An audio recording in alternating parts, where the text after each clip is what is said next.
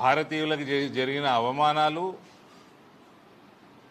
భారతదేశంని ముక్కలు చేయడంతో పాటు అక్కడి నుంచి మొదలు పెడితే హిందువులని ఏ రకంగా అన్ని రకాలుగా వెనుకకి నెట్టేయడానికి ప్రయత్నాలు, ఇవన్నీ కూడా మేము మా పార్టీ తరఫున మేము అందరి ముందుకు తెస్తాము. అది కూడా మీరు కూడా కొంచెము హైలైట్ చేయాల్సిందిగా మా request.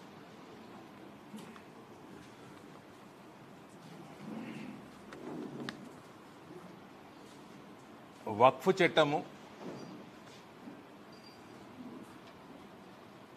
the Waqf Act 1995 has been renamed to the Unified Waqf Management, Empowerment, Efficiency and Development Act 2025. Umeed, Unified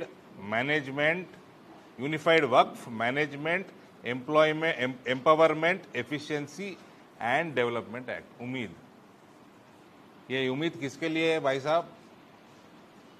मुसलमान कौम के लिए है, कॉमन मुस्लिम के लिए ये उम्मीद है. ये this act, Waqf amendment act, ये बिल्कुल ओवैसी के लिए नहीं है, ये ओवैसी के खिलाफ है. और ओवैसी जैसे नेताओं के लिए, नेताओं का खिलाफ ही है ये. But this is in favour of common Muslim. Waqf amendment act is a critical step towards modernizing and reforming the governance of Waqf properties in India. This act brings in transparency, inclusivity and efficiency to an institution that has long been mismanaged. So ఈ రకంగా వక్ఫ్ చట్ట సవరణ గురించి కొన్ని విషయాలు ప్రజల ముందుకు తీసుకోవాల్సిందిగా మేము విజ్ఞపిస్తూ, ఈ వక్ఫ్ ఈ దేశంలో ఢిల్లీ సల్తనత్ మొహమ్మద్ గోరీ టైంలో ఈ ప్రక్రియ మొదలైంది.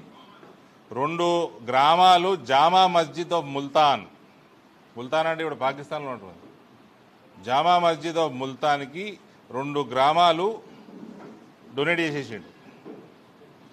ఆడ నుంచి మొదలై వక్ఫ్ ఈ దేశంలో 3rd లార్జెస్ట్ ల్యాండ్ ఓనర్. ఏం చేస్తున్నారా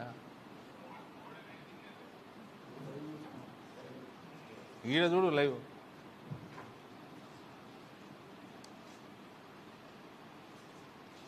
Waqf is originally a practice of charity, but over time the appeasement politics of Congress made it a tool for illegal encroachment of land.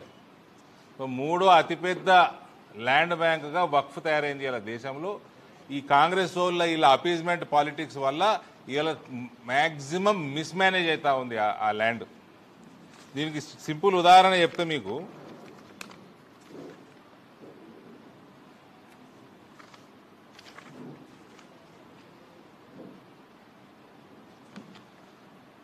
decline in Waqf revenue, the revenue generated from Waqf properties has dramatically declined from 166 crores in 2019-20 to just 9.92 lakhs in 2024-25. 166 కోట్లకి వెళ్ళి 9,90,000 పడ్డది ఆమ్దాని వక్ఫ్ ఈ గత 6-7 ఏళ్ళలో. ఆ రకంగా దోసుకుంటున్నది వీళ్ళు. Waqf properties were originally established to support public welfare, including education, healthcare and community development. These properties were meant to serve the underprivileged and make meaningful contribution to society. ఈ వక్ఫ్ చట్టం పెట్టిందే ఈ నుంచి ముస్లింలు పాకిస్తాన్ వెళ్ళిపోయినప్పుడు ఇండిపెండెన్స్ ఆ టైంలో వాళ్ళ ప్రాపర్టీలు ఎవరన్నా రిలీజియన్కి డొనేట్ చేస్తే ఆ ప్రాపర్టీలు కరెక్ట్గా మేనేజ్ చేసి దాని మీద వచ్చిన ఆమ్దానితోటి గరీబు ముస్లింల పిల్లలు వాళ్ళ బెనిఫిట్, వాళ్ళ ఎడ్యుకేషన్, వాళ్ళ హెల్త్, ఇటువంటి కాజెస్ కోసము దీన్ని వాడాలి అని ఈ మొదలు పెడితే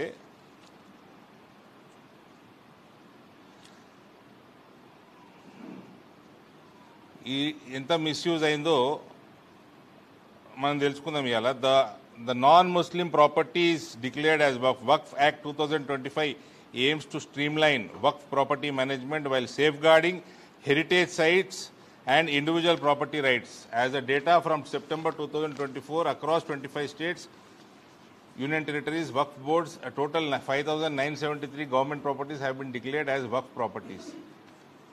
ఇప్పుడు ఎట్లుంటుందంటే బ్రదర్, గవర్నమెంట్ ప్రాపర్టీ ఏది కాదు, ఏది గవర్నమెంట్ ప్రాపర్టీ కాదు? మన రామ్ మందిర్ కాదా, ఈడ కిలా రామ్ మందిర్ కాదా, చార్మినార్ కాదా, తాజ్మహల్ కాదా? గవర్నమెంట్ ప్రాపర్టీ, అన్ని గవర్నమెంట్ ప్రాపర్టీలే. మరి వాడు ఓడో వచ్చిండు, రాజు వచ్చిండు, వాడు సైన్యాన్ని ఓడగొట్టిండు, వాడు వచ్చి రాజు కాగానే తీసుకుపోయి ఇగో ఈ ఈద్గాకి 2 ఊర్లు, ఆ మస్జిద్కి 4 ఊర్లు డొనేట్ అయ్యే సొత్తా ఇది. ఇప్పుడు నన్ను ఎంపీగా ఎన్నుకున్నారు, నిజామాబాద్ పార్లమెంట్లో ఇక కనబడ్డదల్లా ఇది నీకు, ఇది రజనీకాంత్కి, ఇది మా శేఖర్కి డొనేట్ చేయాలనా? అట్లుంటుందా అండి? Government land Waqf ఎట్లయితాయండి?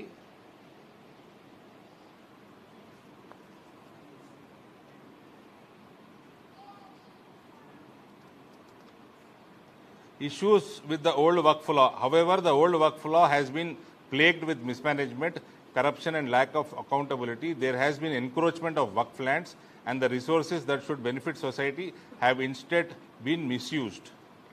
So, నేను చెప్పినట్టు మ్యాక్సిమం మిస్మేనేజ్మెంట్ అయింది, కరప్షన్ అయింది, అకౌంటబిలిటీ లేకపోవడం. ఎంత మిస్యూజ్ ఉంటుందో ఈ చట్టాన్ని. ఈ పాయింట్ చెప్పకంటే ముందు మోటామోటా 2-3 ఇంట్లో జరిగిన అమెండ్మెంట్స్ చెప్తా. స్వాతంత్రం తర్వాత వక్ఫ్ చట్టం ఏదైతే ఉండేనో 1995లో కాంగ్రెస్ ప్రభుత్వం పివి నరసింహారావు గారు, అప్పటిదాకా వక్ఫ్ బోర్డు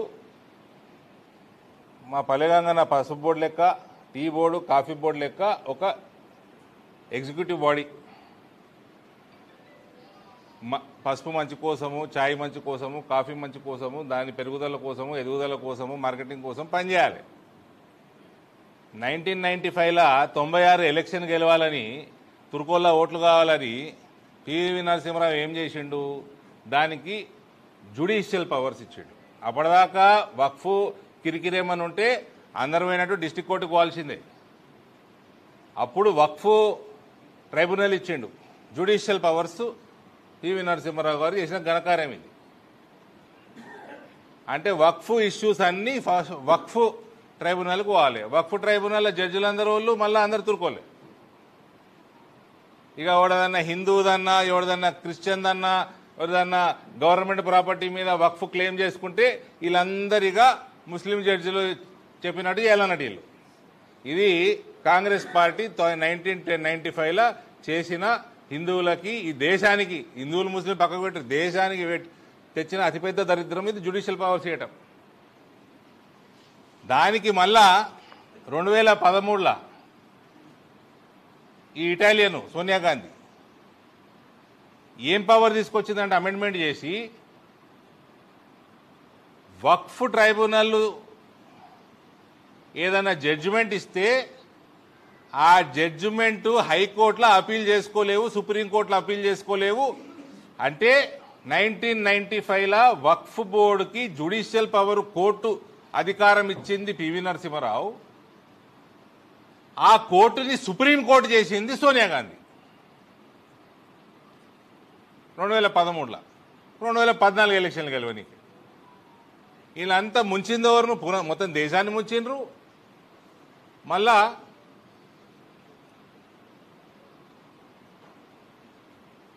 హిందూ సమాజాన్ని, క్రిస్టియన్ సమాజాన్ని, నాన్ ముస్లిం సమాజాన్ని అన్నిటి ముంచిర్రు, గవర్నమెంట్ ప్రాపర్టీలు ముంచిర్రు. ఎంత పెద్ద మిస్యూజ్ ఉంటుందంటే గుట్టల బేగంపేట మన హైదరాబాద్లో హైటెక్ సిటీ దగ్గర. A prime example of the mismanagement in the case of Guttal Begumpet, Hyderabad, where the Waqf board claimed that the Aurangzeb had orally gifted land 400 years ago. This absurdity was accepted as legitimate proof in the courts under the old system. గుట్టల బేగంపేట నాకు తెలిసి ఆ land కూడా layout land ప్లాట్లు చేసిర్రు, కొనుక్కున్నారు, అందరు హిందువులే కొనుక్కున్నారు. కొనుక్కుంటే ఒక రోజు పోయి వక్ఫ్ బోర్డు వాడు పోయి అది మా ల్యాండ్ అంటాడు. అది చక్క వక్ఫ్ ట్రిబ్యునల్ పోతుంది. వక్ఫ్ ట్రిబ్యునల్ పోయితే ఆడ జడ్జి అడుగుతాడు, ఎట్లా మీ ల్యాండ్ అని. ఎట్లా మీ ల్యాండ్ అంటే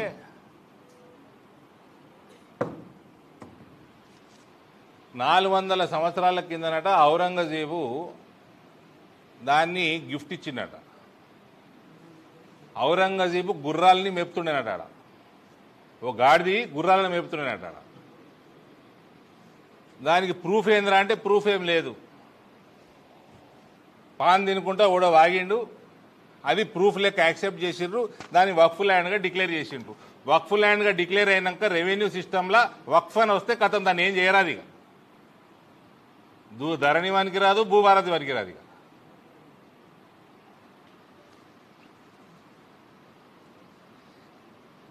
in Telangana 75% of the Waqf land is under encroachment, and in Hyderabad 82% of the Waqf land has been illegally grabbed by private individuals. This highlights the systematic failures of the previous legal framework. మళ్ళీ ఈ ల్యాండ్లన్నీ తీసుకొని ఈ వక్ఫ్ బోర్డులు ఉన్న వాళ్ళందరూ ఏమైనా చేసి ముస్లింలకు ఏమైనా హెల్ప్ చేస్తున్నారా అంటే ఏ లేదు. దోసుకునుడు. ఓ పెద్ద మనిషి మాట్లాడుతున్నాడు, ఈ ముస్లిం లీడర్ ఒక ఆయన, చార్మినార్కి వెళ్ళి పత్తర్ఘాటి దాకా ఎన్నో వందల మలిగలు ఉంటాయి. ఆ మలిగలు కిరాయికి ఇస్తే, ప్రాక్టికల్గా కిరాయికి ఇస్తే 2 లక్షలకి వెళ్ళి 4 లక్షల రూపాయలు మలిగికి రెంట్ వస్తుంది. వక్ఫ్ బోర్డుకి 500 రూపాయలు 600 రూపాయలు అవుతున్నాయి. మిగిలిన ఏడిపోతున్నాయి. అక్బరు అసద్ ఇంటికి పోతున్నాయా? అంతే అన్నట్టు కదా. 500-600 రూపాయలకి ఇస్తున్నట వక్ఫ్కి.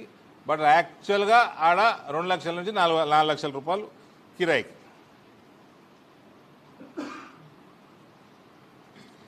ఇది ఇతర సమాజాలకు ఒక థ్రెట్. ఇది earlier the Waqf Board could lay claim to any property without it being based on documentary evidence, and the aggrieved party could not appeal against order of the board.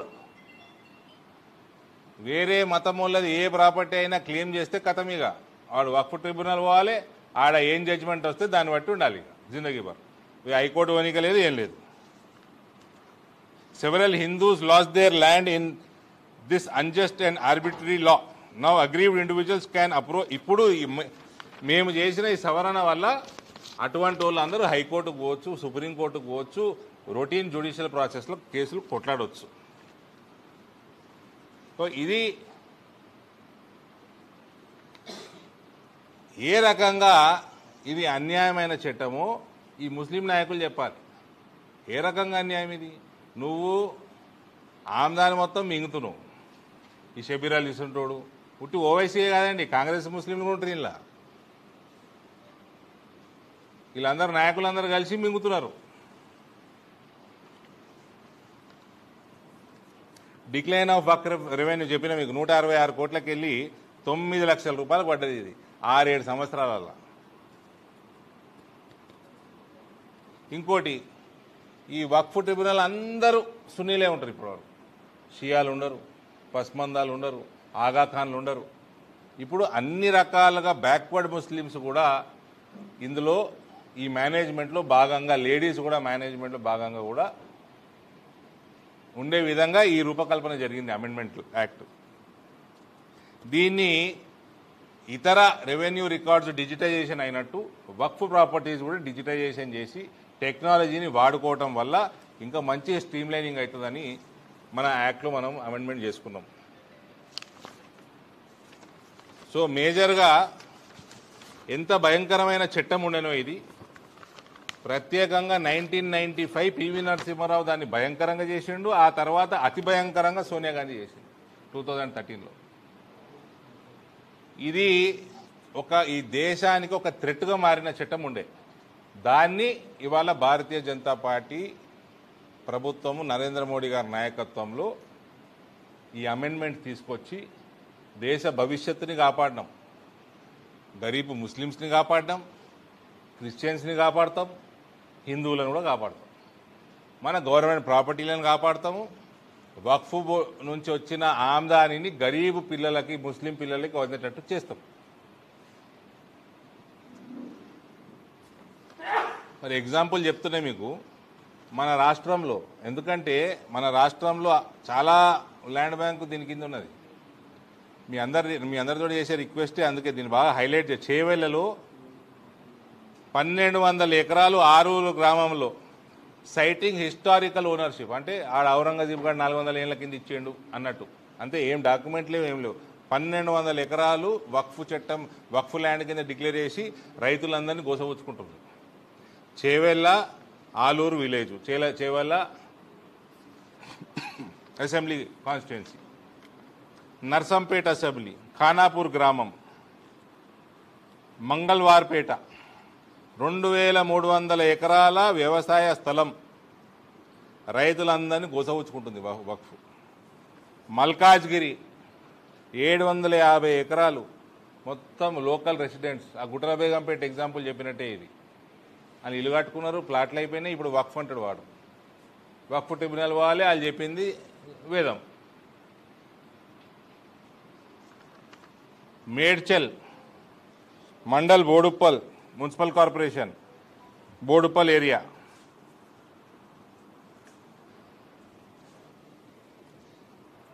మూడు 300 ఎకరాలు రెసిడెన్షియల్ ప్లాట్స్ మొత్తం వక్ఫ్ అని declare చేశారు, ధరణిలా entry అవుతలేవు. Parigi mandal Pudur రైతులు 778 ఎకరాలు prime land, Mamidipalli village, Balapur. Historical linkage to a mask, ఒక మస్జిద్కి ఎవడో దానం చేసిండట, అని అయ్యా సొత్తు అన్నట్టు దానం చేసిండు. 778 ఎకరాలు. Bahadurpura mandal, Bahadurpura area, Nehru zoological park, జంతువులను కూడా ఇచ్చిపెడతలేరు. 62 ఎకరాల జూ, నెహ్రూ జువాలజికల్ పార్క్లో 62 ఎకరాలు వక్ఫ్ క్లెయిమ్ చేస్తున్నది. అందులో ఉన్న జంతువులను కూడా ఇచ్చిపెడతలేదు వక్ఫ్ బోర్డు. షేర్లింగంపల్లి మండల్, హైటెక్ సిటీ 93 ఎకరాల ప్రైమ్ ల్యాండ్, హైటెక్ సిటీ చుట్టూ వక్ఫ్. ఐటీ కంపెనీలు, IT employees,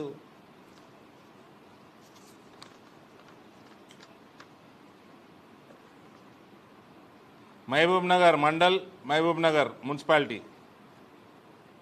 temple boards, local devotees, government institutions, ఇటు 626 ఎకరాలు including municipal office. Narasimhaswamy temple claimed by Waqf under Eidgah Waqf Rahmania అంట, ఏందో మరి ఇది. జైరాబాద్ అసెంబ్లీ, కోహిర్ మండల్, న్యాల్కల్ మండల్, రాయ్కోడ్ మండల్, జరాసంగం అండ్ జైరాబాద్ 13,000 ఎకరాలు ఫోర్స్ఫుల్లీ కన్వర్టెడ్ ఇంటూ వక్ఫ్ ప్రాపర్టీ. రైతులకి మోసం, రైతులకి దగా. 13,000 ఎకరాలు జైరాబాద్ అసెంబ్లీలో. మునుగోడు అసెంబ్లీలో రైతులది 450 ఎకరాలు ఫోర్స్ఫుల్లీ కన్వర్టెడ్ ఇంటూ వక్ఫ్ ప్రాపర్టీ. రైతు గోస ఉచ్చుకురుడు. ఇవి జస్ట్ కొన్ని ఎగ్జాంపుల్స్. సుమారు 10,000 ఎకరాలు అయి ఉంటుంది ఇప్పుడు. Just examples. దీనికి కాగితం ఉండదు, లింక్ డాక్యుమెంట్ ఉండదు, టైటిల్ ఉండదు. ఓడో ఔరంగజీబ్ గాడు ఇచ్చిండు, ఓడో గోరిగాడు ఇచ్చిండు, ఇంకోడో ఇచ్చిండు. ఆడు గుర్రాలు మేపిండు, 4 పిల్లల్ని మేపిండు. ఇదే పని. మళ్ళీ ఏమైనా చేసి గరీబ్ ముస్లింలకు ఏమైనా చేస్తుర్రా అంటే అది లేదు. దోసుక తినడు.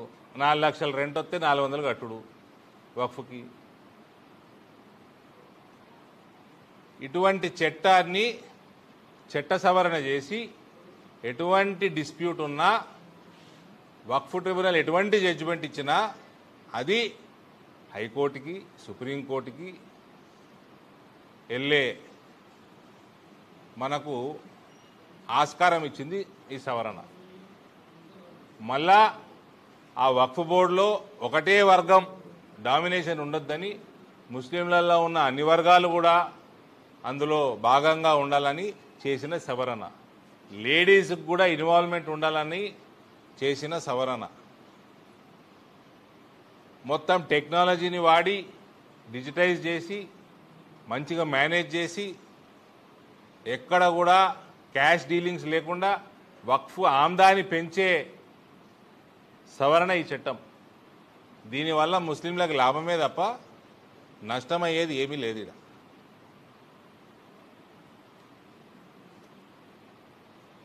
అదర్వైజ్ ఇది ఒక భయంకరమైన థ్రెట్ ఏమంటారు,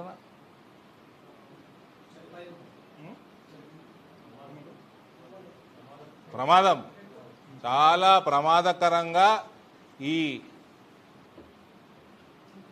చట్టం ఉండే. ఇది నాకు తెలిసి 1995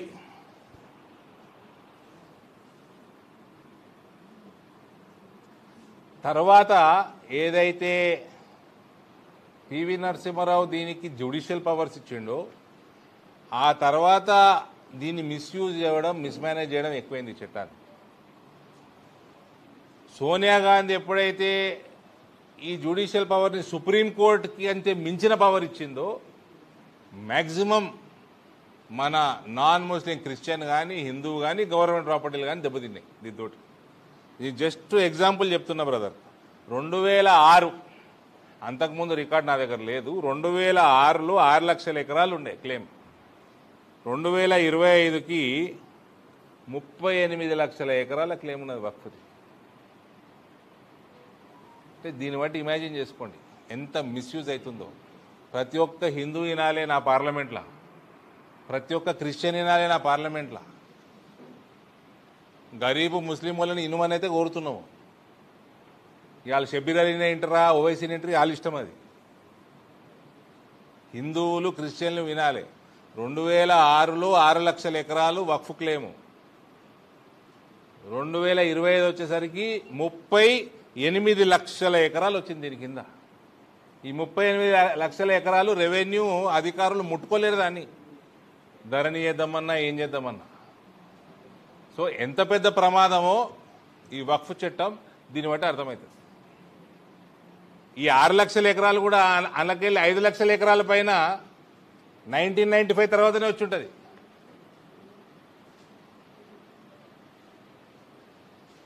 మళ్ళీ దీనికి వెళ్ళి వచ్చే ఆమ్దాని 38 లక్షల ఎకరాలకి వెళ్ళి వచ్చే ఆమ్దాని 9 లక్షల రూపాయలట. 9 లక్షల రూపాయలట. ఇది ముస్లిం, గరీబ్ ముస్లిం వినాలి. ఇది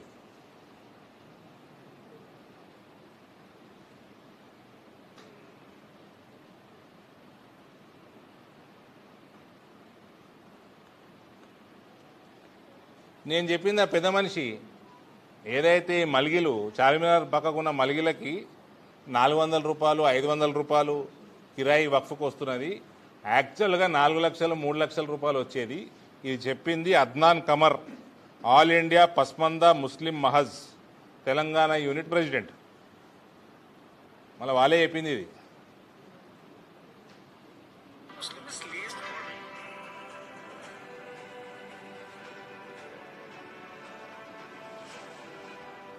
चारमीनार आपने सुना होगा नाम, बहुत ज्यादा फेमस है। पत्थरगट्टी एरिया से लेके चारमीनार का जो बेल्ट है वहाँ पे 900 मलगियाँ आते हैं। उसकी जो रेंट है वो 2 लाख 3 लाख 4 लाख से शोरूम, लेकिन वॉकबोर्ड को कितना पहुँचता 500 600, उससे बड़ा जो शोरूम है उसका 1200। To ensure transparency in the system. चोर की दाढ़ी में जो जिनका बनते हैं वो इनके पास वक्त का सीएम रिकॉर्ड रूम में से लॉक कर दिया। पूरा वक्फबोर्ड एमआईएम के हाथ में। को बेटा कौन चोरी कर रहा, कुछ कार्रवाई नहीं। 4000 केसेस अभी भी पेंडिंग। हैदराबाद से हैं आप, तो भी वहाँ का माहौल क्या है? जी हाँ, मार मार के गला सुखाइए, बाहर निकलो, ठंडे हम खा कॉमन मुस्लिम इज लीस्ट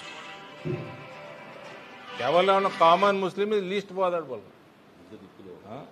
మళ్ళా పరిస్థితి ఏం దిక్కుండదు. వాడికని ఇల్లు కట్టించిరా అంటే లేదు, వాడికని చదివి చెప్పించిరా అంటే లేదు, దోసుకున్నాడు తప్ప. ఈ చట్టాన్ని నేను మీడియా మిత్రులందరూ కూడా ఛానళ్ళని పేపర్లను కోరుతా ఉన్నా, మ్యాక్సిమం హైలైట్ చేయండి.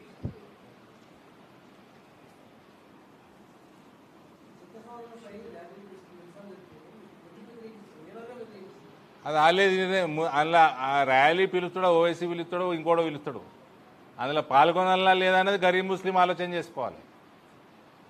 ఇటువంటి ర్యాలీలకు పర్మిషన్ ఎట్లా ఇస్తారు గవర్నమెంట్ ఆలోచన చేయాలి.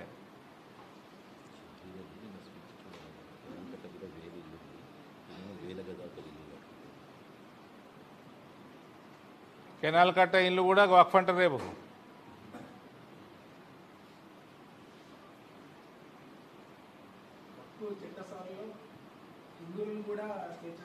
మరి హిందూ ప్రాపర్టీలు ఉన్నాయి బ్రదర్. టీటీడీ కబ్జా పెట్టిందా? నీది కబ్జా పెట్టిందా? నాది కబ్జా పెట్టిందా? టీటీడీ ఎవరికి కబ్జా పెట్టింది? టీటీడీ పైసలు ఇస్తుంది, ప్రాపర్టీలు తీసుకుంటుంది. న్యాయంగా కొనుక్కుంటుంది. ఏమైనా ప్రాపర్టీ కొనేది ఉంటే న్యాయంగా గుడులు కడుతుంది. ఎవరి మన దగ్గరకు పోతే టీటీడీకి కోర్టు ఉందా? టీటీడీకి ఏమైనా కోర్టు జడ్జిలు ఉండి దానికి వాళ్ళు చేసిన జడ్జిమెంట్కి సుప్రీంకోర్టు కంటే ఎక్కువ అధికారాలు ఉన్నాయా? బాజాబ్తా ఉంటారు. Every person who has certain claim on any property should be part of this.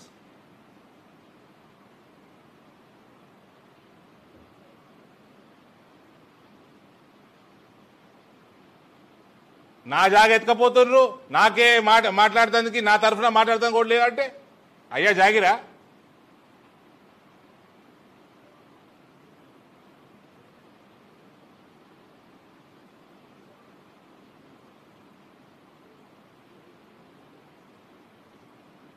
దాన్ని ఏదో పెద్ద ఇష్యూ చేసుడు. ఈ మ్యాక్సిమం ఎప్పుడు హైలైట్ అయిందంటే తమిళనాడు గ్రామం పేరు ఏదో ఉంది, ఆ గ్రామము వక్ఫ్ ప్రాపర్టీ క్లెయిమ్ చేశారు. ఆ గ్రామంలో ఉన్న మందిరము 2000 సంవత్సరాల క్రితం, అప్పటికి ఇస్లామే పుట్టలే. అప్పుడు దేశవ్యాప్తంగా హైలైట్ అయింది ఇది.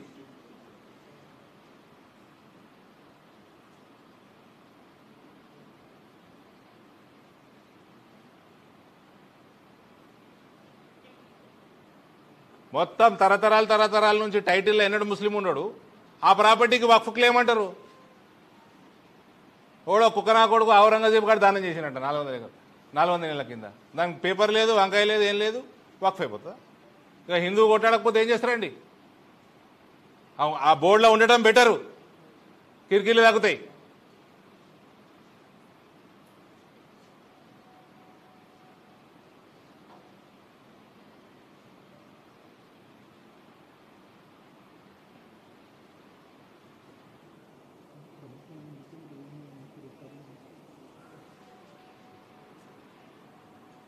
మా గంగని అడుగుతున్న ప్రభుత్వాలు ఎందుకు, రెవెన్యూలు ఎందుకు, రికార్డులు ఎందుకు అని పీకనికే.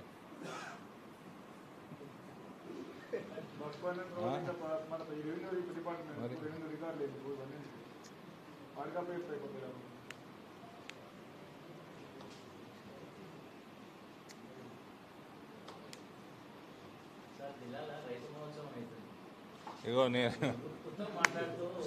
సూలకుట్లలో వచ్చారు జిల్లాకు తెలుసు నాకు.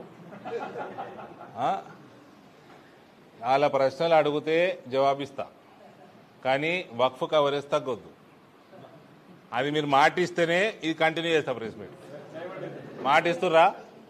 మేనేజ్మెంట్లు మాటిస్తుర్రా? ఏమయ్యా ఇస్తలేరు, ఇవ్వకపోతే అడగకు. సూలకుట్లోడు వస్తే ఏంది, రాకుంటే ఏంది, ఏం చెప్తే ఏంది, చెప్పకుంటే ఏంది. కహావతే ఇంగ్లీష్ మే, success has many parents, failure is an orphan. కోడి కూసుడు సత్యమే, తెల్లారుడు సత్యమే, కానీ కోడి ఏమనుకుంటుందట, నేను కూస్తేనే తెల్లారింది అనుకుంటుంది. నేను కొట్లాడిన పసుపోడు కోసం, నేను కొట్లాడిన పసుపోడు కోసం అనుకొని ఏమయ్యేదో చెప్పు. ఇప్పుడు వక్ఫ్ ఇంపార్టెంట్, వక్ఫ్ కవర్ చేయండి బాగా. వచ్చినోడన్నా నేను నిజామాబాద్ జిల్లాకి పసుపోడు వచ్చింది, నిజామాబాద్ జిల్లాలో ఈ వాల్యూ యాడెడ్ సర్వీసెస్ పెడదాము, ఈ ఇండస్ట్రీ పెడదాము, మా గవర్నమెంట్ తరఫున ఇది ఉంది, మా గవర్నమెంట్ తరఫున మేము ఈ సబ్సిడీ ఇస్తాము, మేము ఎలక్ట్రిసిటీ సబ్సిడీ ఇస్తాము, మేము వాటర్ తెచ్చిస్తాము, మేము భూమి ఇస్తాము, మేము రోడ్ వేసిస్తాము. మాట్లాడండి ఎవడన్నా మాట్లాడిండా? ఎవరన్నా పాజిటివ్గా మాట్లాడినరా? ఆ హెలికాప్టర్ ఒక దగ్గర దిగేది ఇంకో దగ్గర దిగేది, ఆ కూలిపోతే గంత పూర్త కామన్ సెన్స్ లేదు సూలకుట్లో. కమాన్ కూలితే కూలిది, హెలికాప్టర్ కూలితే అది ఏడ హెలికాప్టర్ ఏడ దిగాలనో తెలియదు, ఏడికెళ్ళి ఎక్కాలనో తెలియదు. ఇల్లు పాస్పోర్ట్ దిగి వచ్చిరట.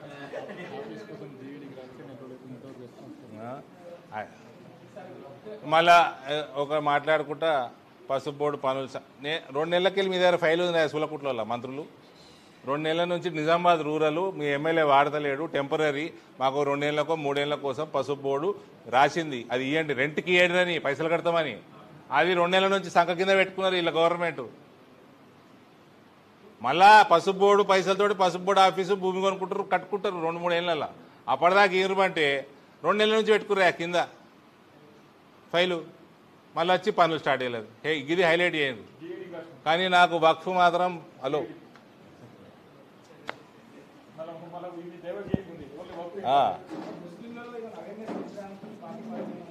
ఇవన్నీ ఇదంతా ఏంది. ఇక నేను ఉర్దూలో మాట్లాడమంటే నాతో శాత కాదు, నాకు ఉర్దూ రాదు, అరబిక్ రాదు.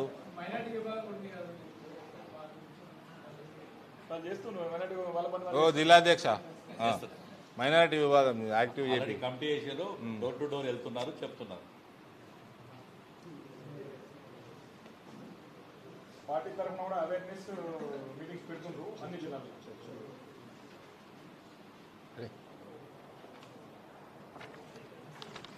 ఇంకొక ఇది కూడా నిజామాబాద్ జిల్లా ప్రజల శ్రేయస్సుదే కాబట్టి చెప్తా. సబ్జెక్టు వక్ఫ్ ఇంపార్టెన్స్.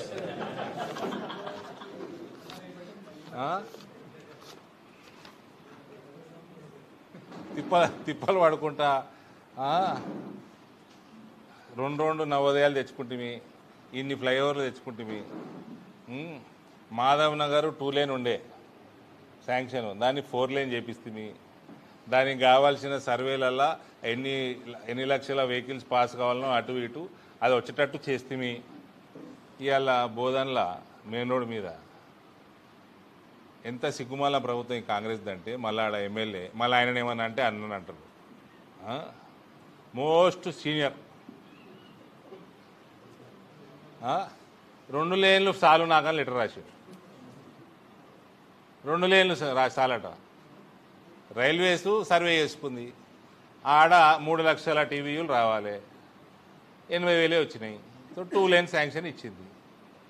వీళ్ళు ఏదో యాక్సిడెంట్లు అవుతాయి, అదైతాయి ఇదైతాయి అని రాసిండ్రు. అయితే మీకు 4 లేన్ కావాలంటే 4 లేన్ ఇస్తాము, కానీ అడిషనల్ బడ్జెట్ మీరు పెట్టుకోవాలన్న. ఈ మొత్తం 100% రైల్వే ఫండ్. మాకు అవసరం లేదు 4 లేన్ అవసరం లేదు, 2 లేన్ రావాలని రాసింది. సీనియర్ మోస్ట్ మా తాతల కాలంకి వెళ్ళి ఉన్నాడు ఆయన.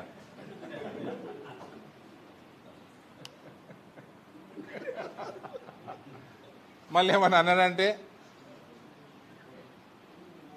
అన్నాడంటారు. ఇవాళ ఏమనలే, సీనియర్ మోస్ట్ అని రెస్పెక్ట్ ఇచ్చిన. 4 లేన్ వేసుకోర్రా, 4 రూపాయలు పెట్టుకొని వేసుకోండి. మేజర్ ఏనుగు పని అంతా వేసినాము, తోక కూడా వేసుకోరాదా మీకు? ఇంకోటి అంటే ఎంత ఈ టీఆర్ఎస్ వాడు కానీ ఇప్పుడు కాంగ్రెస్ వాడు కానీ మాధవ్ నగర్ తిప్పలవాడి బ్రదర్ మీకు అందరు గ్యాద్ ఉంటే 2019లో సుమారు అక్టోబర్ మాసంలో ఇక్కడ సర్వే అయింది మాధవ్ నగర్ రైల్వే బ్రిడ్జ్ కోసం, ట్రాఫిక్ సర్వే. ఏదో అదృష్టం కలిసి వచ్చిందో ఇంకేదో చేసో ఏదో బైపాస్ బ్లాక్ చేశారు. అదే రోజులో సర్వే అయిందా 3 లక్షల టీవీలు దాటి బైపాస్ స్టార్ట్ ఉంటే దాటకపోనేమో 4 లేన్లు తెచ్చుకున్నాం. మనం తెచ్చుకున్నాక డిజైనింగ్ అయినాయి, అన్నీ అయినాయి, ఫైల్ అయినాయి, ప్రాసెస్ అయింది, శాంక్షన్లు వచ్చినాయి, 92 కోట్ల ఎస్టిమేట్ అయింది. అది పాత లైను 50-50 బేసిస్ మీద శాంక్షన్ 4 లేన్ అయింది. వీళ్ళు తవ్వినాక తెలిసిందట కింద నల్లరేగడి ఉందని. తవ్వినాక తెలిసిందట ఆ నల్లరేగడికి 8,80,00,000 ఎక్స్ట్రా ఫౌండేషన్ ఖర్చులు అయినాయట. ఇప్పుడు అది తీసుకొచ్చి ఇప్పుడు ఆ పైసలు ఇస్తలేరు. ఇప్పుడు ఆ కాంట్రాక్టర్ ఒకటే సైడ్ కడతా అంటున్నాడు.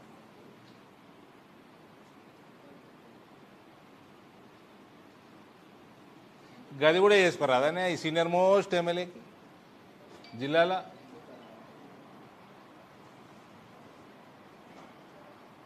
మొత్తం తిప్పలు పడి 2 లేన్ బ్రిడ్జ్ని దానికి 4 లేన్ కావాల్సిన సర్వేలు చేపించి ఆ సర్వేలు మేనేజ్ చేసి పోనీ ఏమని కానీ ఓపెన్ చెప్తాను, సర్వేలు మేనేజ్ చేసి 3 లక్షలు చేపించినాం. బైపాస్ బంద్ చేసినామా, అడ్డం పడ్డామా, ఏదో చేసినాం. 3 లక్షలు దాటినాయి మా అందరి అదృష్టానికి. ఇవాళనేమో నల్లరేగడు ఉన్నాడు. వాడు కాంట్రాక్టర్ 2 లైన్లు కడతా అంటున్నాడు. అంటే వీళ్ళు మంత్రి పదవి మీద ఉన్న చిత్తంలా పావు మందమన్న దేశ ప్రజల మీద పెట్టాలి కదా. అక్కడ ఎమ్మెల్యే మళ్ళీ అది నీదేనా, అక్కడ కాంగ్రెస్ ఆయన, ఇక్కడ కాంగ్రెస్ ఆయన. వీళ్ళిద్దరు ఏం చేస్తున్నారు?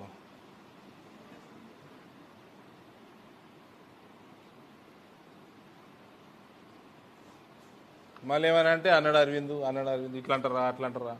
నిజాం షుగర్ ఫ్యాక్టరీ ఉండదు ఇతడానే నవోదయకి. ఆ ప్రైవేట్ భూమి కాదా నిజాం షుగర్ ఫ్యాక్టరీ?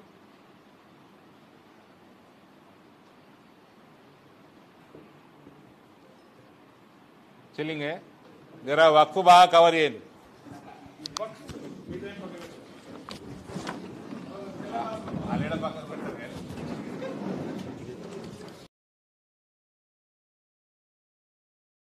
అందరికీ నమస్కారం. ఈరోజు పత్రికా విలేకరుల సమావేశం నిర్వహిస్తున్న పెద్దలు మన ఇందూరు పార్లమెంట్